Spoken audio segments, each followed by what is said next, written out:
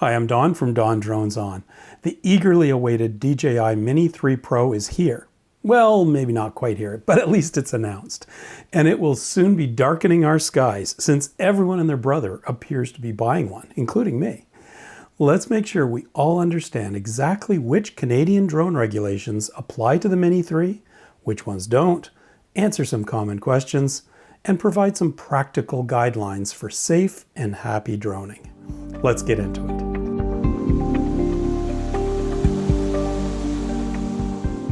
Drone regulations in Canada cover drones in 3 weight classes. Those below 250 grams, those from 250 grams to 25 kilograms, and drones over 25 kilograms. The weight classification is based upon the takeoff weight of your drone, including the battery and any accessories. The Mini 3 Pro, with the standard battery and a micro SD card, weighs in at around 245 grams, based upon some early reports I read. I haven't received mine yet, so I haven't verified this weight. But the bottom line is you really only have about 4 grams of wiggle room, less than the weight of a quarter. You'll certainly be able to put an ND filter on it. There's no issue there. They weigh less than a gram each. But anything else, like landing gear, a strobe light, and definitely the extended range plus battery, will push it over the 250 gram limit. And at that point, the full extent of the Transport Canada Part 9 rules come into effect. More on that later. But for the moment, let's focus on your Mini 3 without any extras. As long as it is less than 250 grams, then only one Canadian regulation applies, 900.06. 900.06 applies to all drones, and I call it the don't do anything stupid rule. No person shall operate a remotely piloted aircraft system in such a reckless or negligent manner as to endanger or be likely to endanger aviation safety or the safety of any person. Now, this sounds pretty generic, but it states 2 things very clearly. Stay well away from anywhere manned aircraft are flying or might be flying. And don't fly recklessly around people. In short, don't do anything stupid. To help you out, here are 6 fundamental guidelines you should keep in mind. And they're just my guidelines, but failure to follow safe guidelines like these may be considered reckless or negligent. Number 1, keep your drone within visual line of sight and never more than 500 meters away. But here's the catch. The Mini 3 is so small, if you take your eyes off it for a second, you may not be able to spot it again. So at the very least, know where your drone is in the airspace and keep that patch of sky in sight so you'll be better prepared to take appropriate action if something does go wrong. Second, don't fly if you've been drinking or under the influence of drugs. Flying a drone is tricky and can require quick reflexes and good judgment, neither of which is likely if you're stoned or drunk. Now, even though there are no specific altitude limits for a sub 250 gram drone, please stay below 120 meters and fly really low, like 30 meters at the most, if you're in what I would call a no-fly zone for regular drones. Don't fly if the temperature or wind is outside of the spec for the Mini 3. You run the risk of losing your expensive drone, and warranties don't usually apply if you're flying outside the operating limits. 5th guideline, stay away from manned aircraft and where manned aircraft are likely to operate.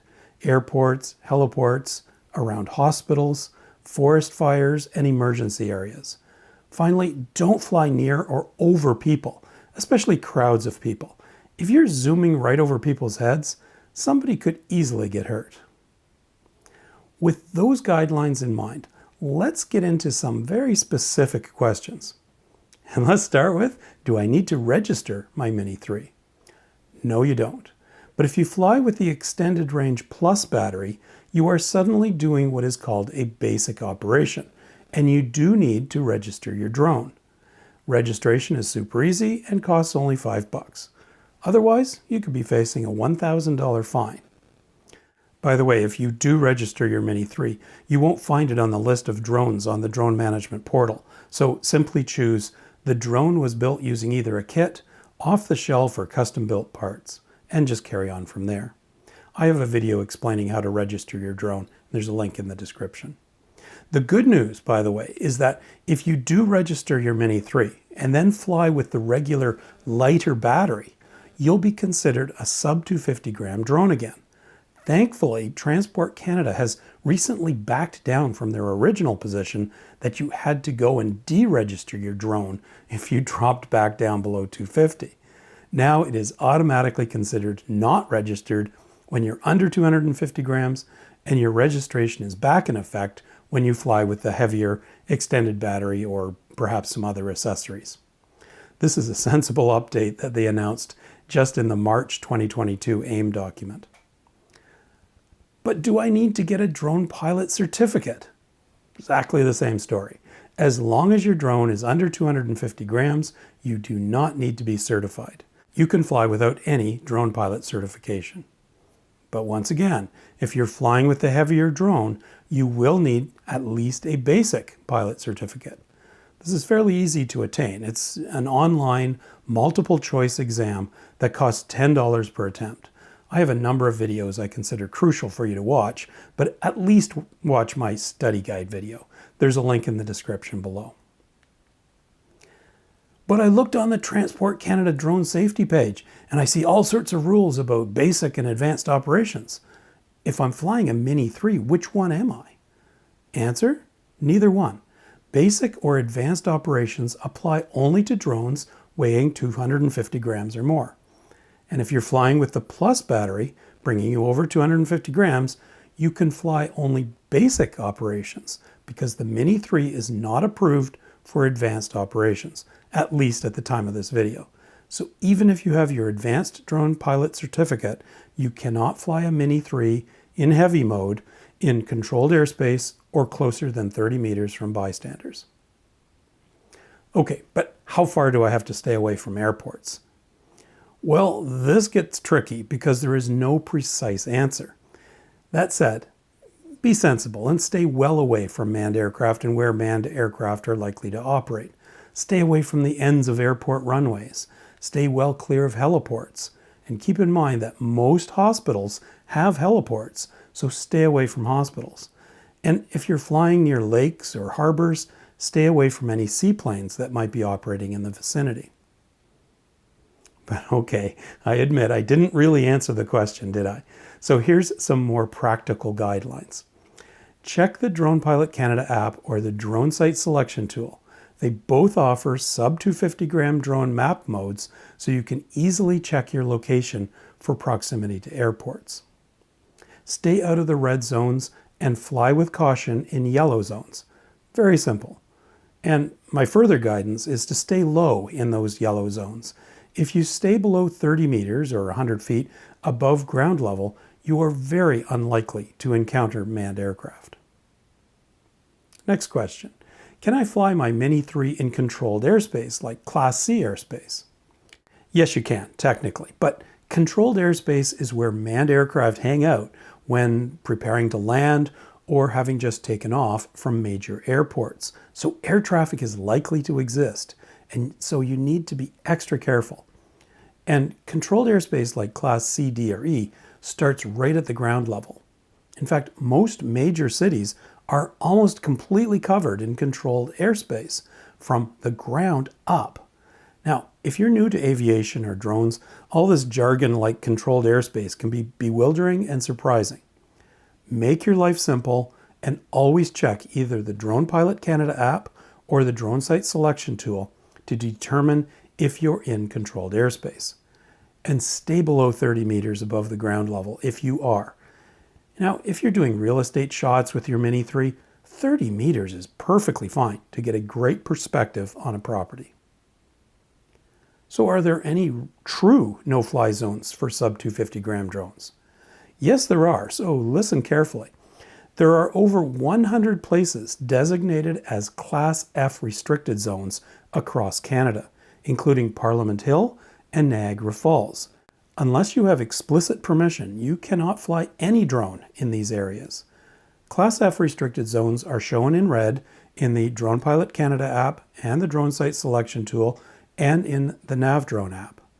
Also, there can be temporary restricted or no-fly zones that pop up, often related to law enforcement activity.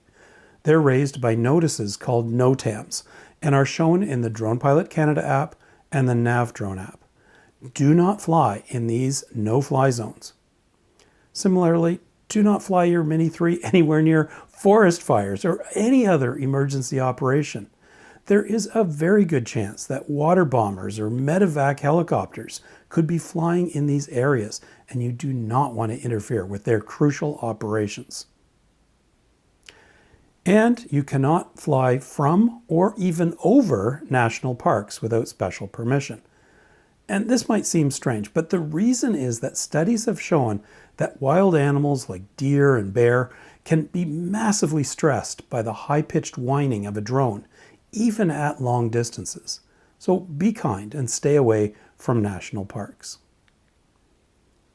On top of all these restrictions, you'll need permission to take off or land from private property, most provincial parks, and surprisingly, many municipal parks. Check your local bylaws to be sure. But hang on, you say, the Mini 3 is a DJI drone. Surely I can rely on the DJI Flysafe map to keep me flying safely and legally. No, in fact, hell no. The DJI Flysafe map does not reflect Canadian regulations, and it's missing many no-fly zones. Please, please, please do not rely upon your drone's built-in map to determine if it is legal to fly. You must check the Drone Pilot Canada app, the Drone Site Selection Tool, or the NavDrone app for proper representation of Canadian drone regulations. Here's a simple example. You can unlock your drone in a Class F restricted zone with the tap of a button, but your flight would be absolutely illegal and could bring you a $1,000 fine.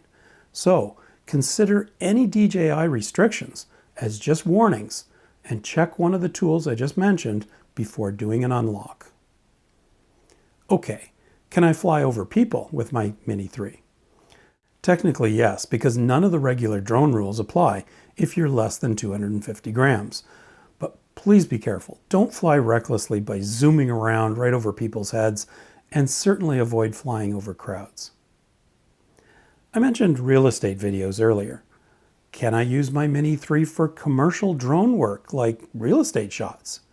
Yes, you can fly your Mini 3, or any drone for that matter, for money in Canada.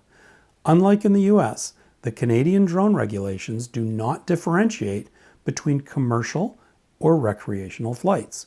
All the same rules, or lack of rules, apply. What about privacy laws? Do privacy laws apply to the Mini 3? Yes, they sure do. I suggest you read the privacy guidelines on the Transport Canada Drone Safety website. They're pretty good. The golden rule here is not to take images of people or their possessions where they would reasonably expect privacy, like in their backyards, for example. Err on the side of respect and stay back sufficiently such that you can't identify people in your videos. Ask permission whenever it's possible. And if someone complains about where you're flying, don't start arguing. Respectfully and safely end your flight. Feel free to discuss this situation when your drone is safely on the ground, but don't get into a heated debate. It's just not worth it. So there you have it. Only one RPAS rule applies in Canada for drones under 250 grams.